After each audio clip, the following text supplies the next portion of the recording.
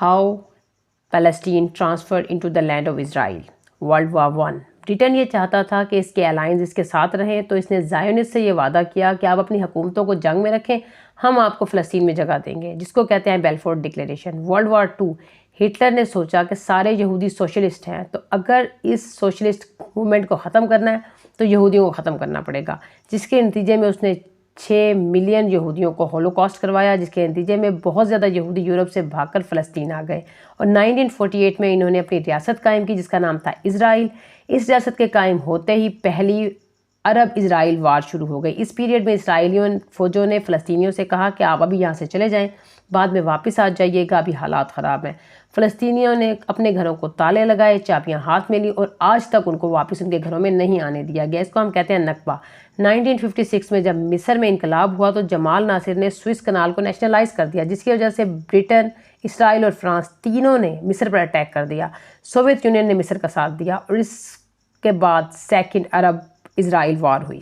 اس کے بعد امریکہ نے فیصلہ کیا کہ وہ سیریا اور ایجپٹ کو بلڈ اپ کرے گا، اور امریکہ نے فیصلہ کیا کہ ہم اسرائیل کو بلڈ اپ کریں گے، جس کے نتیجے میں کولڈ وار شروع ہو گئی مڈل ایسٹ میں. 12 سال میں امریکہ نے اسرائیلیوں کو اتنے کوئی ہتھیار دیے کہ 1967 میں اسرائیل نے یہ فیصلہ کیا کہ مصر اور شام دونوں پر حملہ کر دیا، اور حملہ کے بعد بہت بڑی ٹیریٹری میں قبضہ کر لیا، جس میں سینائی پیننسلا شامل تھا، گولن ہائٹس، ویسٹ بینک جو کہ جارڈن میں ہے وہ بھی شامل تھا.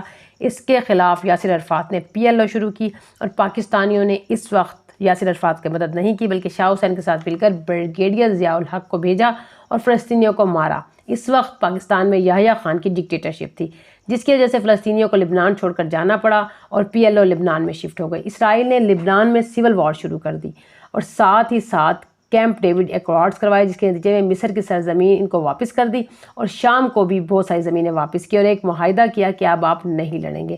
لبنان کی زمین پر قبضہ کر کے وہاں پر لوگوں کو مارا اور بہت مسیکر کیا. شابرا اور شٹیلا میں ایریل شیرون نے وار کرائمز کیے، جس کی وجہ سے عرفات اور PLO کو وہاں سے بھی نکلنا پڑا. اس وقت PLO میں الفتح اور مارکسٹ تنظیمیں PFL اور DFL شامل تھی. ان کو لیفٹ ونگ کے لوگ سپورٹ نہیں کرتے تھے، ان کو فلسطین سے جانا پڑا اور وہ ٹیونس چلے گئے اور وہاں جا کر پھنس گئے. 1988 میں نوجوان لوگوں نے غزہ میں اور ویسٹ بینک میں پتھراؤ شروع کر دیا اسرائیلیوں کی فوجوں پر. یہ آکوپائڈ اسٹیٹ تھی، اسرائیل کا حصہ نہیں تھی، بلکہ یہ وہ فلسطین کے علاقے تھے جن پر اسرائیلیوں نے قبضہ کیا ہوا تھا. اس کا نام ہے انتفاضہ، جس کے نتیجے میں ایک اور تنظیم سامنے آئی جس کو ہم حماس کہتے ہیں، اور اس کے نتیجے میں یاسر عرفات اور اسکاربین کے درمیان ایک معاہدہ ہوا جس کو اوسلو ایکارڈز کہتے ہیں.